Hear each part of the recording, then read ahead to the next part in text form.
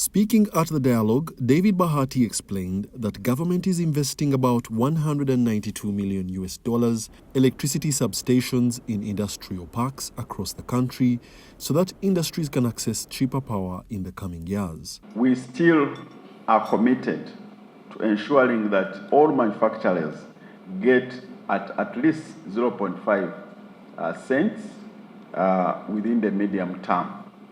As of the first quarter of 2025, electricity tariffs for manufacturers in Uganda have been reduced. For 2025, the rates are approximately 355.1 shillings per kilowatt hour for medium industries, 300.4 shillings per kilowatt hour for large industries, and 203.6 per kilowatt hour for extra large industrial consumers. We are investing around $192 million to develop and support the substations in all industrial parks in Uganda. So power is an issue that we're addressing, and I hope that the Minister of Energy will also be in so that if there are any questions, you ask.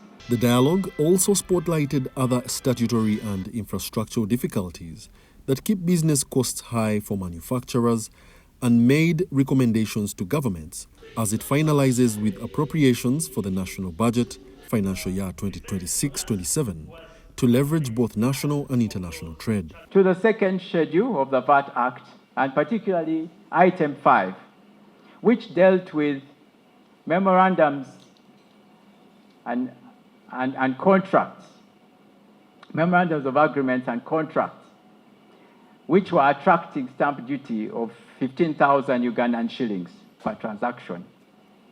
However, there are other items in that schedule, and particularly Instrument 52, which actually levies 15,000 shillings on every receipt of money or property above 50,000. If this is implemented in the state that it is in, it could lead to at a cost. Imagine you only have 50 transactions of sales, e-receipts. This could translate to about 750,000 Ugandan shillings per day. Haj Sekalala, the chairman of the Uganda Manufacturers Association, also raised an alarming concern, explaining that illegal products in sectors such as alcohol, pharmaceuticals, and cement are affecting profit margins of legitimate businesses and affecting consumers' lives negatively. Alcohol, nearly 60% of the alcohol sold on the market is illicit. 30% of the pharmaceuticals are illicit. 30% is 1 in 3. So 1 in 3 tablets, if 1 in 3 medicines sold on the market are illicit, this is a big cause for concern, but it is also a big drain on the economy.